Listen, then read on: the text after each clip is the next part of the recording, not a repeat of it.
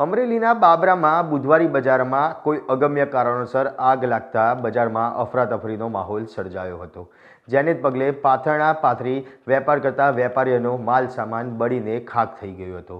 જ્યારે આગનો પીજીવીસીએલના ટીસીએ આગ પકડી લેતા વિકરાળ સ્વરૂપ ધારણ કરતા પીજીવીસીએલની લાઇટો બંધ કરી દેવામાં આવી હતી. નગરપાલિકાની ફાયરની ટીમ સમયસર આવી જતા મોટી જાનહાનિ પણ ટળી હતી.